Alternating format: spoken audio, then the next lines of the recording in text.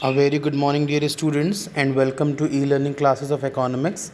My dear students, in previous lecture, that is lecture number 35, 36, we have covered the topic poverty line and estimation of poverty in different states of the country. Now, my dear students, in this lecture, that is lecture number 37, we are going to start another topic from your same chapter number 7, poverty. Sorry, chapter number 5, poverty.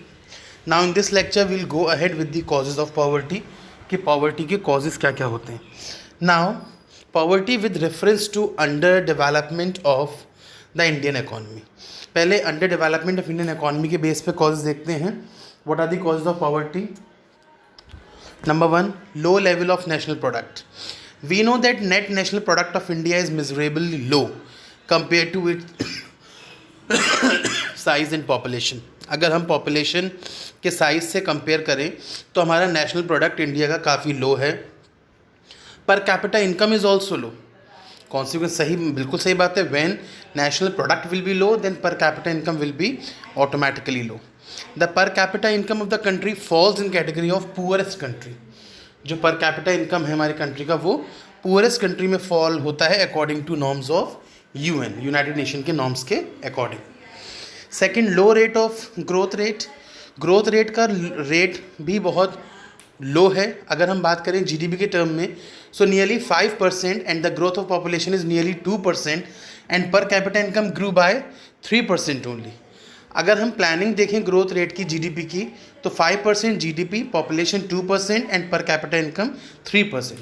तो the rate of growth is also very low. Third, heavy pressure of population. You know that population is the mother problem for each, right? तो population इतना rapid rate से rise हो रहा है हमारे country में that it becomes the main reason for poverty in the country. Heavy population pressure adds dependency of burden, implying greater poverty.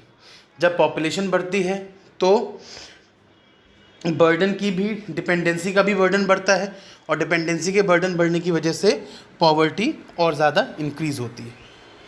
Then inflationary spiral. What is inflationary spiral? The inflation in the country moves in a spiral way.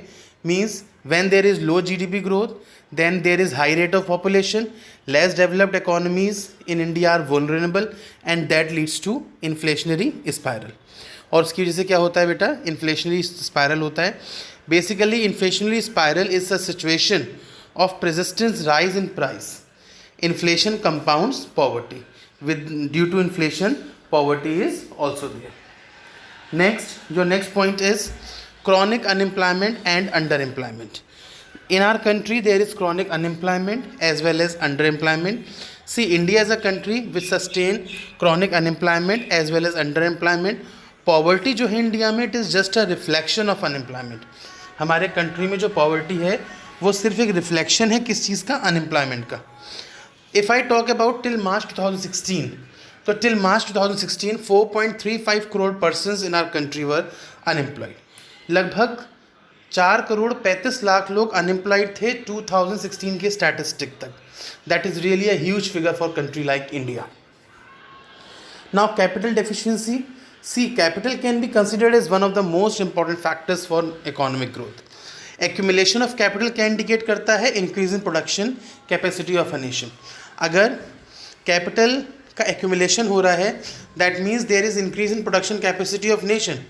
But unfortunately capital stock and capital formation continues to be highly deficient. लेकिन जो capital stock है और capital formation है वो highly deficient है. इन returns क्या होता है? It generates low level of employment and high level of poverty. Employment का लेवल लो होता है और पॉवर्टी का लेवल हाई होता है. Now poverty with reference to unequal distribution of income. वो poverty low level of economy के according देखा था. Now what is poverty with reference to unequal distribution of income?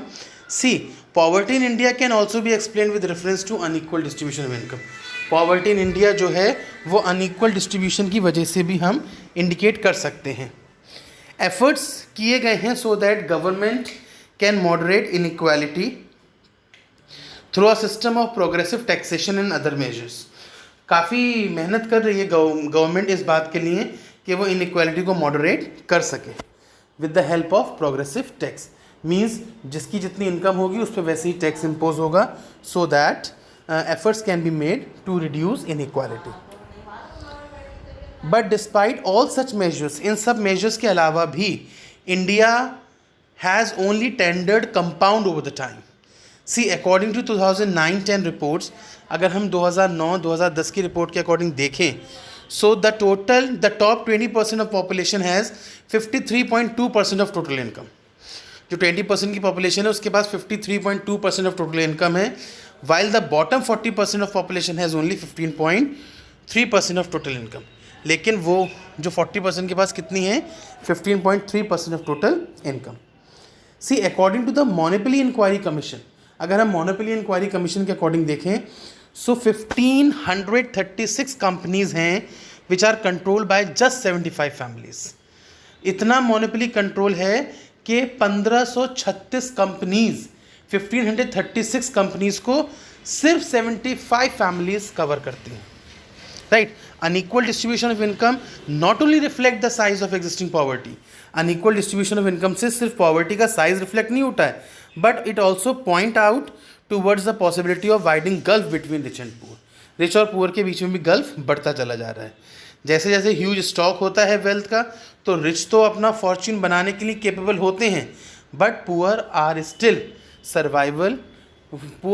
Struggling for survival. Rich people तो काफ़ी ऊपर तक पहुंच चुके हैं, लेकिन पुअर्स अभी भी अपनी सर्वाइवल के लिए कोशिश कर रहे हैं, स्ट्रगल कर रहे हैं, right. So with this the lecture is completed. That's all from this lecture. Thank you.